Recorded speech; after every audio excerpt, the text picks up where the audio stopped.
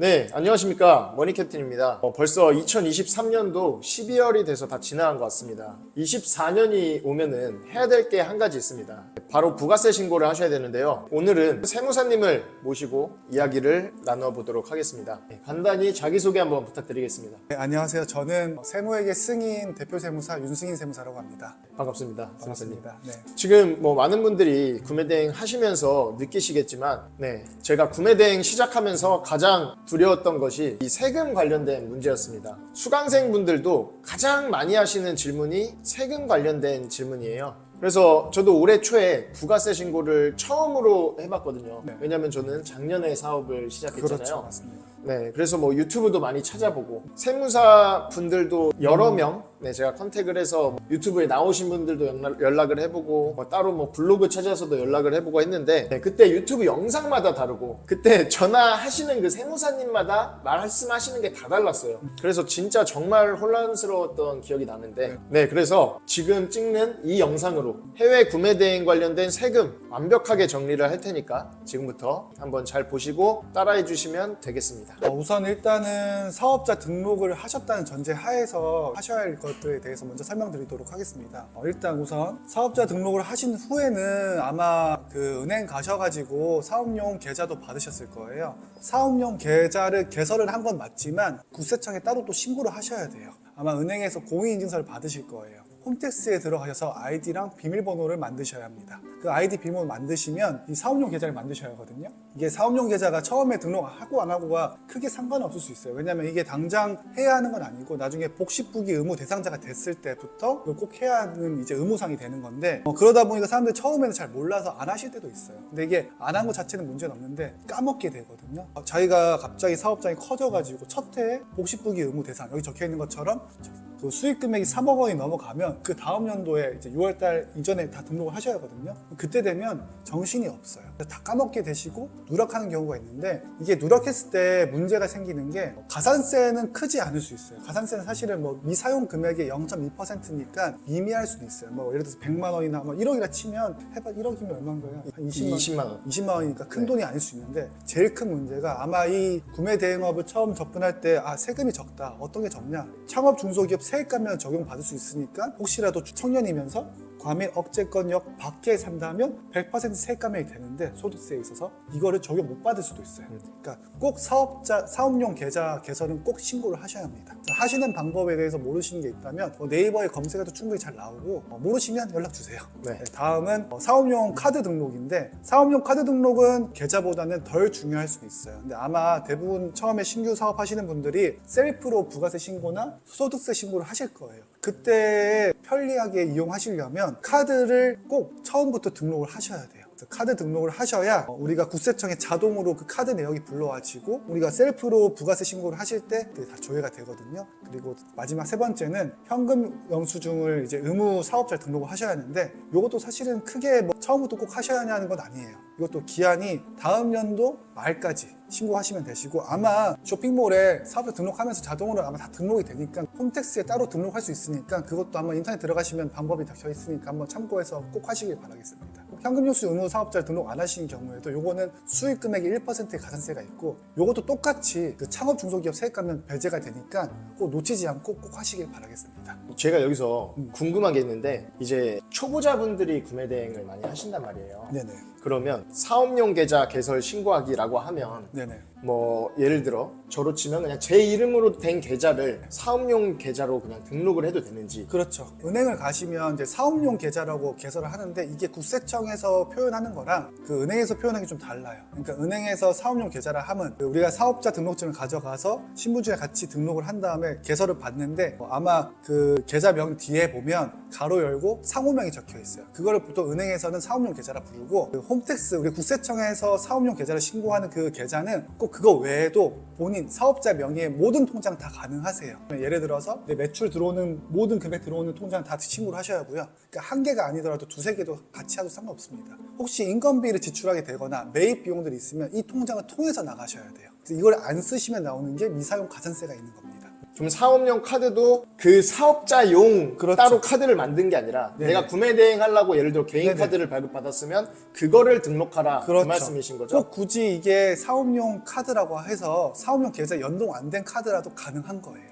이게 우린 개인 사업자다 보니까 법인과 달리 그 사업자와 개인 명의가 분리가 되어 있지 않아요. 다음으로는 이제 전체적으로 세금 일정을 아시는 게 좋을 것 같아서 사실 세금을 절세하는 것 중에 제일 중요한 게 그 세금 신고 기한까지 신고하는 거거든요. 저희가 신고 기한 내에 신고를 하지 않으면 기본적으로 가산세가 20%가 있어요. 그러니까 무신고 가산세가 있다 보니까 기본적으로 세무 일정은 꼭 체크하시고 사업을 임하시는 게 좋을 것 같습니다. 일반 과세자는 부가세 신고를 1년에 2번 합니다. 보시는 것과 같이 상반기 끝나고 7월 25일까지 한 번, 그리고 그 다음 연도 하반기 다음 연도 1월 25일까지 한 번, 이렇게 2번 하게 되고요. 간이가세자 같은 경우에는 처음 사업하신 분들이 보통 다 간이가세자로 시작하실 거예요. 이런 분들은 사업을 잘 모르시니까 구세청에서 혜택을 주는 걸로 너희는 1년에 2번 신고하지 말고 한 번만 신고해 개념으로 1월 혹시 1월 혹은 또 혹시라도 중간에 개업하셨으면 그 개업일로부터 연말까지를 한 과세기간으로 봐서 그 다음 연도 1월 25일까지 신고를 한 번 하시면 됩니다. 그러니까 종합소득세 신고는 간이든 일반인 상관없이 1년에 한 번 다음 연도 5월 달에 하시면 되시고요. 그러니까 원천세 혹시라도 인건비가 있으시면, 그러니까 인건비라는 게 꼭 우리가 4대복 가입하는 직원이 있는 게 아니더라도 뭐 모델을 쓰시거나 아니면 단순 알바를 쓰시는 경우가 있으신 경우에는 그때는 그 지급한 다음 달 10일까지 신고 납부를 하시면 됩니다. 그 다음으로는 사실 다들 아시겠지만 이 해외 구매 대행업은 말 그대로 구매 대행하는 서비스를 해주는 업종이거든요. 물건을 파는 게 아니라 물건을 사오는 행위를 대신 해주는 중개업 그렇죠. 같은 서비스업이었기 때문에 말 그대로 이 매출 잡는 이 개념이 좀 다른데 그 두 개의 가장 큰 차이점은 해외에서 물건을 구입해 올 때 국내 통관 그 시기에 어떤 누구의 명의로 가져오냐가 중요한 거거든요. 소비자 명의로 통관되는 경우에는 그때는 구매 대행업. 근데 그게 아니라 우리가 그 사오는 사업자가 사업자 명의로 통관한 다음에 택배로 그 소비자의 주소로 보내는 경우에는 이건 일반 통신 판매업, 도소매업 분류가 되는 거예요. 구매 대행업은 총 그 도소매업과 달리 총 매출액이 아닌 그 매입 관련 비용을 차감한 후 저희가 순매출이라고 표현하는데 그 순매출을 인식하는 겁니다. 지금 밑에 표에 보시면 예를 들어서 숫자를 보여드렸는데 만약에 국내 쇼핑몰에서 물건을 10만 원에 판매를 했다. 쇼핑몰에서. 근데 그 물건을 사올 때 이제 주문이 들어오겠죠. 그때 내가 구매 해외 타오바오 같은 사이트에서 5만 원에 사오고 중국에서 배송이랑 각각 비용들이 총 1만 원이 지출이 되었다 할 경우에 우리가 먹는 마진은 4만 원인데 4만 원에 대한 수익이 내는 거니까 소득세는 동일한데 부가세도 좀 다르게 발생하는데 이게 어떤 게 있냐면 부가세 같은 경우 저희가 아마 처음에 사업을 하시는 경우에는 간이과세자가 많으세요. 근데 간이과세자랑 일반 과세자는 이 두 가지가 세금 차이가 좀 많이 나거든요. 근데 이거를 결정하는 기준이 매출에 따라서 바뀌는 겁니다.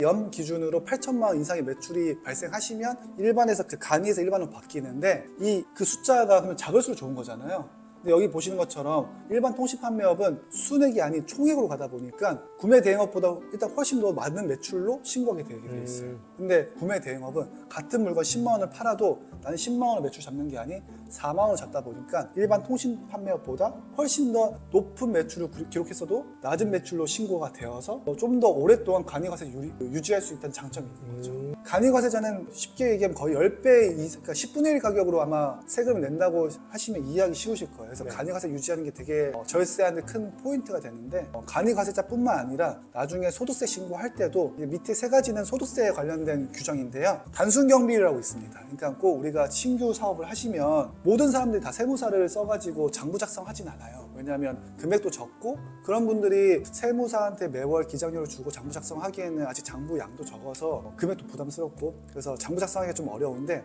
이런 신규 사업자나 혹은 이제 매출이 작으신 분들을 위해서 세무서에서는 이제 추계신고, 추정하여 계산한 신고를 할 수 있게 하는 추계신고라는 거 있는데 이때 단수경비를 쓸 수 있게 해줘요. 매출이 1, 2억 되더라도 내가 마진이 한 30%밖에 안 된다고 하면 2억인데 마진이 30%다. 6천만 원이잖아요. 내가 다른 업종이었으면 이미 단순경비 적용 못 받는데 해외 구매 대행업이라서 받을 수 있는 경우도 생기는 거죠. 그리고 또 복식부기 의무자도 이게 이제 그 다음부터는 의무자라는 말 그대로 혜택이 아니라 의무를 지우는 건데 복식부기 의무나 성실신고 확인 대상자라는 건 사실은 좀 세법적으로 의무를 부과하는 행위예요. 그러니까 매출액이 커졌으니까 그만큼 너는 꼭 복식부기를 해야 하고 성실신고해야 돼라는 기준이 있는데, 이것도 다른 도소매업에 비해서 매출액을 낮출 수 있으니까 더 오랫동안 이 의무를 이행하지 않고도 사업을 할 수 있게 되는 게 있는 거죠. 다음 설명드리겠습니다. 그러면 이렇게 혜택이 많은 해외 구매 대행업 모두가 다 할 수 있는데 요건이 4가지가 있습니다. 이게 다 요건을 갖춰야 하는데, 첫 번째, 이 해외 물건이 국내 통관할 때 아까 설명드렸지만 사업자가 아닌 구매자, 그 소비자의 명의로 통관되어서 집배송되어야 합니다. 2번, 물건이 우리 물건이 아니기 때문에 국내에 창고 같은 보관시설이 있으시면 안 됩니다. 그리고 또 별도로 재고를 보유하고 있으면 안 되는 겁니다. 세 번째, 판매 사이트에 꼭 내가 해외 구매 대행업임을 명시하고 쇼핑몰에 올리셔야 합니다. 그리고 네 번째, 이것도 중요한 건데 소명자를 만드셔야 돼요. 그러니까 주문 건별로 내가 이걸 대행료를 계산해서 산출하시고 그거에 대한 근거와 증빙을 꼭 보관하고 있으셔야 합니다. 그러면 여기서 질문이 하나 있는데, 네. 지금 2번 같은 경우에 국내에 창고와 같은 보관 장소가 없고 별도로 재고를 보유하지 않을 것이라는 조항이 있잖아요. 그렇죠. 근데 지금 해외 구매 대행 하시는 분들 중에 네. 이제 좀 잘 팔리는 상품이 있으면 그 중국 배대지에 네. 쌓아놓고 파는 분들이 있단 말이죠. 그렇죠. 그런 분들은 그럼 어떻게 보면 국내에는 창고가 없지만 재고를 보유는 한 거잖아요. 그렇죠. 그럼 이분들은 해외 구매 대행업에 인정이 되는 건지 안 되는 건지 조금 궁금합니다. 그렇죠. 이거에 대한 모호한 게 있다 보니까 사실은 이 해외 구매 대행업도 사실은 신규 업종에 해당하는 거라 이거의 정확한 예규 판례, 그러니까 이 관련 기간, 유관 기간에 대한 판단 아직 있진 않아요. 근데 저희가 명시적으로 봤을 때는 결제할 때 한 건 한 건씩 하기가 너무 힘드니까 여러 건 결제했다가 그 시기에 맞춰서 잠깐 보관하는 거 가지고는 우리가 재고로 볼 수 있을지는, 왜냐면 우리가 재고로 세무상이나 장부상이 잡히지가 않거든요. 왜냐면 저희 물건으로 뭔가 명의가 들어가 있지 않기 때문에 장부상에서도 조회가 안 되고 국내에도, 그러니까 해외에서 어떻게 했는지는 국내에서는 알 수가 없으니까 유도리 있게 넘어가지 않을까 싶긴 한데, 그거는 그 케이스 바이 케이스일 것 같습니다. 네. 대부분 아까 말씀하신 것처럼 예를 들어서 한 10개를 한 번에 샀다. 10개를 한 번에 샀더라도 그 금액을 꼭 건별로 나눠서 계산을 해놓고 계셔야 돼요. 그러니까 내가 30개 샀다, 100개 샀다 해서 뭉뚱그려서 장부를 소명자를 작성한다? 이거는 이 취지랑 이 요건에 해당하지 않은 행위니까 꼭 주문 건별로 나눠서 작성하시길 바라겠습니다. 네, 그러면 이제 구매 대행 하시면서 세금 관련돼서 좀 자주 묻는 질문들을 정리를 해봤는데 제가 질문을 드리겠습니다. 구매 대행이 사입이나 국내 위탁 판매에 비해 세금을 적게 낸다고 하는데 맞나요? 네, 그렇죠. 맞죠. 아까 말씀드린 것처럼 이 간이과세자가 일반 과세자보다 세금을 조금 내거든요. 근데 아마 대부분의 우리 소비자를 상대하는 업종이기 때문에 쇼핑몰이, 그러니까 구매 대행이든 아니면 일반 통신 판매업이든 간에 다 간이로 시작하실 거예요. 근데 그래서 간이를 오랫동안 유지하는 게 절세하는 가장 좋은 방법 중에 하나인데, 일반 도소매업 같은 경우는 아까 말씀드린 것처럼 총 매출이 매출로 들어가다 보니까 8천만 원 넘기가 정말 쉬워요. 그러니까 월에 666만 원이거든요. 대략적으로. 그러면 월에 660만 원 총 판매에서 마진이 예를 들어 30%라 치면 180만 원 버는 거잖아요.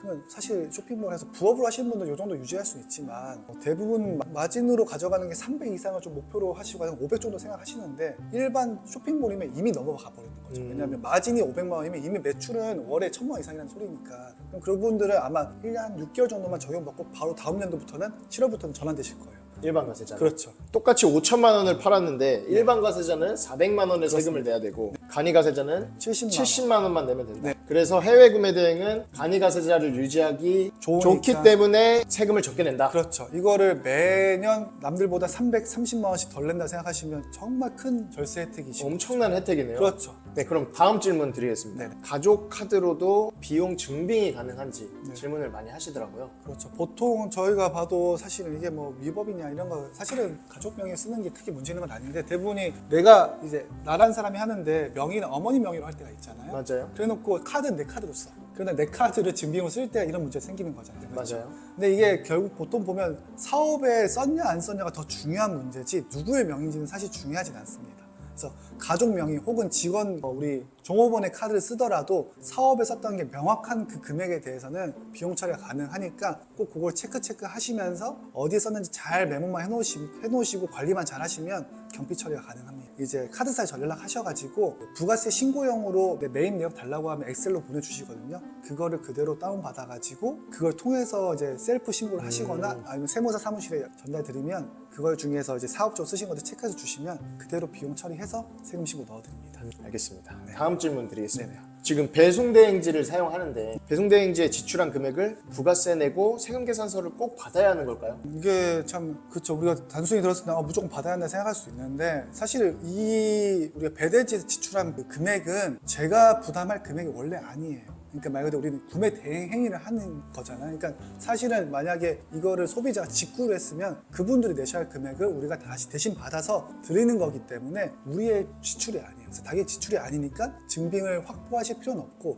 대신 우리가 아까 말씀드린 것처럼 소명자료 작성하실 때 이 소비자 대신해서 구매 대행으로 쓰는 비용이니까 순매출 계산할 때 그 산식에다가 꼭 그걸 기입해서 작성만 해도 크게 문제는 없을 겁니다. 대신 이제 송금을 하신 내역은 어느 정도 확보를 해놔야 나중에 소명자료 제출할 때 여기서 나간 금액이다 소명이 가능하니까 송금은 웬만하면 계좌이체로 하시는 거를 추천드리겠습니다. 네, 알겠습니다. 그러면 또 이런 경우가 있어요. 네, 제품이 이제 국내로 넘어와서 네네. 국내 배송 중에 간혹 부피나 뭐 무게가 무거워서 네네. 경동택배로 넘어간다든가 또는 통관할 때 150불이 넘어서 네. 관세가 발생하는 그렇죠. 경우가 있는데 이때 고객님 대신에 낸 경우에 비용 처리가 가능한지. 이게 당연히 비용 처리 가능하죠. 왜냐하면 사업에 관련된 지출이니까 당연히 비용 처리 가능한데 요거에 대한 증빙은 꼭 확보하고 계셔야 할 것 같습니다. 증빙이라는 게 뭐 어려운 게 아니라 고객이 자기가 돈을 달라고 하실 거면 그거에 대한 증빙 사진 찍어 주시잖아요. 나 갑자기 경동택배로 바뀌어서 나보고 척부로 돈 내라고 한다. 혹은 관세에서 부과되면 연락 오니까 그거에 대한 영수증이나 부가세, 그 관세 낸 영수증 같은 걸 받으시면 꼭 그걸 수취하시고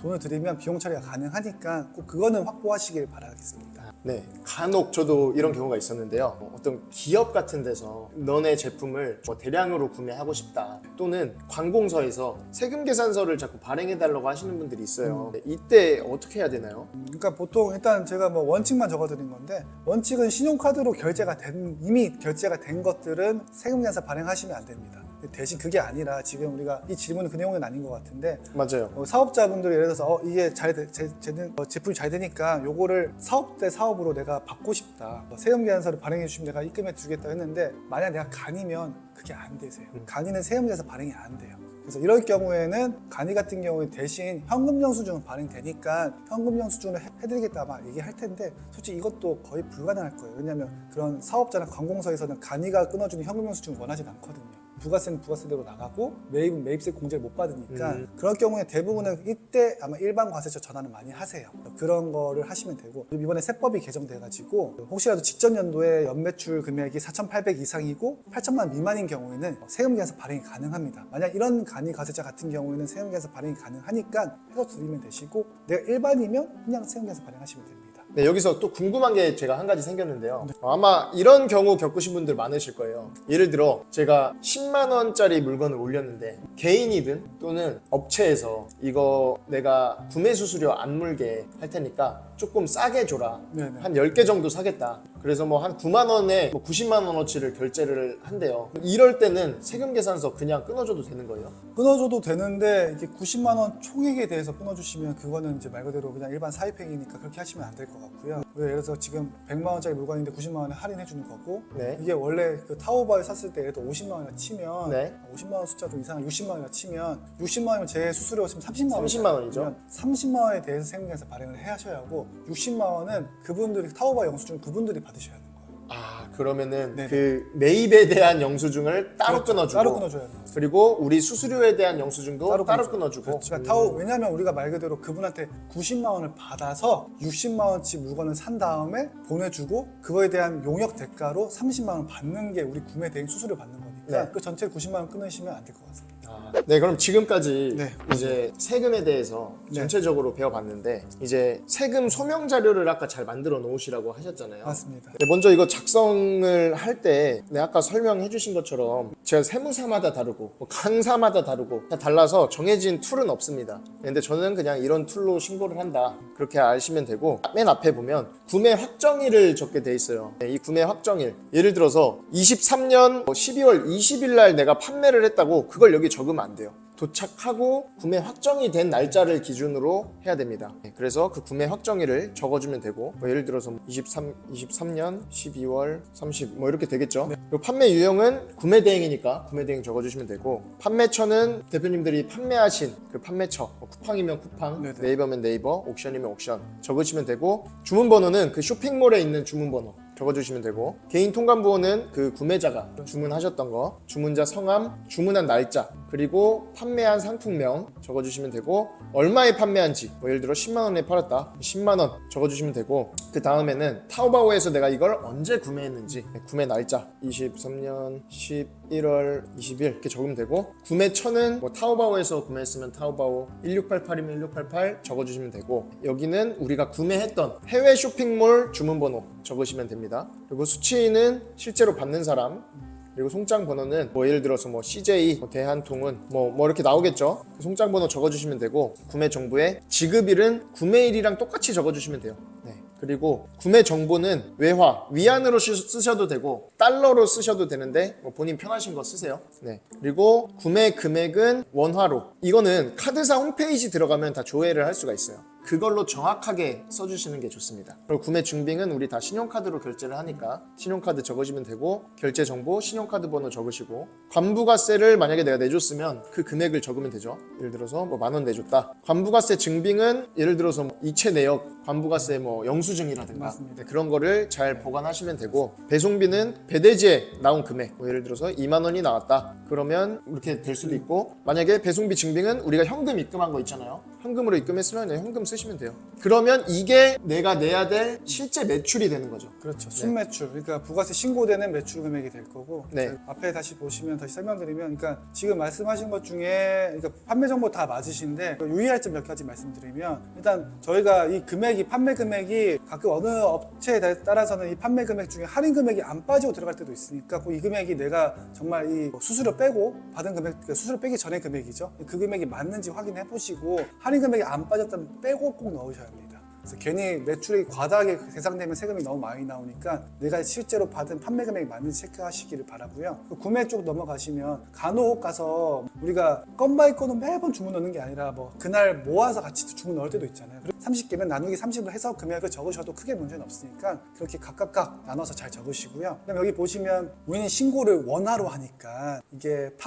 구매하는 시기랑 이게 좀 구매하는 그 외화가 좀 다를 수가 있잖아요. 왜냐면 그 카드사마다 다르겠지만 이제 카드사에 결제될 때 그 시기에 대한 그 결제 환율이 다를 수가 있어요. 그래서 사실은 어떤 환율로 해야 하냐라고 물어보시면 당연히 구매 당일에 나오는 그 금액으로 하는 게 맞는데, 요거는 정말 다 따라갈 수가 있다면 하시면 되고, 만약 그게 어려우신 분 같은 경우에는 한 달에 한 번 모아서 이 소면적 작성하신다고 하시면 월 평균 환율을 쓰신다고 해서 세무서에서 크게 문제는 안 삼으니까 쓰셔도 돼요. 근데 다만 원칙은 진짜 구매일 그날의 환율을 쓰시는 게 맞다. 네, 그렇게 이해하시면 되고요. 혹시라도 우리 뒤에 보시면 아까 그 배대지 비용 같은 거를 보통 계좌이체 하시잖아요. 계좌이체나 아니면 카드 결제 하실 때도 있는데 그런 것들을 옆에다 써놓으시면 돼요. 그러니까 이거에 대한 증빙을 확실히 받을 필요까지는 없습니다. 네. 그리고 또 한 가지 제가 또 궁금한 게 있는데, 저는 구매대행 수수료를 측정을 할 때 쇼핑몰 수수료를 포함한 거를 신청하는 걸로 알고 있어요. 근데 유튜브 영상을 보다 보면 그것까지 빼고 매출로 신고를 하시는 분들이 있더라고요. 네. 뭐가 맞나요? 그러니까 일단 기본적으로 우리가 쿠팡을 예를 들면, 쿠팡은 매월 이제 자기들이 물건 판 거에 대한 그 뗀 수수료를 한 번에 세무에서 발행을 해주거든요. 저희 사업자로. 여기서 차감 안 했다고 해서 영원히 안 하는 게 아니라 나중에 뒤에서 매출, 이제 순매출 계산한 다음에 다시 또 다른 매입이 있잖아요. 그 매입에서 차감한 경우가 있는데, 그 매입 차감할 때 어차피 반영은 될 거예요. 소비자가 부담할 금액이 원래 아니었는데 내가 이점에서 나간 거라서 이거는 내 사업과 관련된 매입으로 빼는 게 맞지 매출에서 빼는 거는 아니다. 그러니까 구매 대행 수수료에서 계산하는 방식이 들어가는 건 아니라는 게 제 의견이고, 제 의견이 맞는 것 같습니다. 저도 여러 가지 영상을 봤는데 네네. 저도 이게 맞는 것 같아요. 네네. 그렇게 치면 광고비도 다 빼고 해야 그렇죠. 되는 거니까. 광고비도 그렇죠. 네, 이걸로 신고를 하셔야 된다. 그렇다고 해서 세금을 더 내는 게 아니라 다시 또 뒤에서 빼줄 거니까 걱정하지 마시고 빼시면 됩니다. 네, 그러면 이런 식으로 건 바이 건으로 정리를 해서 1월 1일부터 12월 31일까지 한 거를 쭉 모아서 이거를 이제 제출을 하면 된다는 거죠. 네, 맞습니다. 그리고 또 한 가지 마지막으로 궁금한 게 있는데, 이 통관부호 있잖아요. 네네. 이게 3개월 지나면 개인정보가 다 없어지더라고요. 네네. 쇼핑몰에서. 그러면은 이거를 뭐 한 달에 한 번 또는 뭐 일주일에 한 번씩 정리하는 분들은 상관없는데, 이제 막 12월 막 돼가지고 지금 발등에 불똥 그렇죠. 떨어져서 하시는 분들이 있단 말이죠. 네. 그분들은 이 통관부호를 입력을 할 수가 없는데, 그러면 그냥 빈칸으로 둬도 될까요? 당연히 원래는 안 돼. 그러니까 사실은 이게 통관부호가 있어야 합니다라는 규정이 있는 것도 아니니까 꼭 있어야 하냐고 물어보면 뭐 없다고 해서 뭐 크게 문제는 안 생깁니다. 다만 우리가 따라갈 수가 있으면 괜찮은데 어차피 우리가 국내에 한국 주문번호가 있고 사실 이게 국세청에서는 이 금액을 너희가 너희 명의로 통과했냐 아니면 다른 명의로 통과했냐 그것만 확인하려고 하는 거다 보니까 있으면 확실하게 증빙이 되는 거잖아요. 내 번호로 한 게 아니라 이 번호로 통과했습니다라고 이 파일 하나로 소명이 되니까 되도록이 있으면 좋은데 없다고 해서 소명자로 인정 못 받는 건 아니니까 나 3개월 지났으니까 없네? 포기할래 하고 뭐 작성 안 하는 사람이 없겠지만 그렇게 하시면 안 되시고 없더라도 꼭 작성해 놓으세요. 이게 세금 신고를 위해서 작성하는 거일 수도 있지만 사실은 여러분들 다 사업자시거든요. 사업자분들이 내가 매월 얼마 남았는지 정리 안 하시는 거는 태업이에요, 태업. 그렇게 하시고는 사업으로 성공하기는 솔직히 어렵죠. 최소한 매주 매일 하란 말은 못 드리겠어요. 근데 매달은 꼭 해서 정산한 다음에 내가 이번 달에 얼마나 벌었는지를 아셔야 다음 달에도 내가 어떻게 장사를 하실지 사업을 하실지 방향이 결정되는 거니까 웬만하면 꼭 미루지 마시고 하시기를 추천드립니다. 그러면 지금까지 이렇게 세금 소명 자료 네네. 만드는 것까지 해봤는데 이 자료는 저희 머니캡틴 카페에 게시를 해 놓을 테니 필요하신 분들은 받아가서 사용하시길 바라겠습니다. 또 혹시라도 이런 거 작성하다 궁금한 거 있으면 편하게 연락 주세요.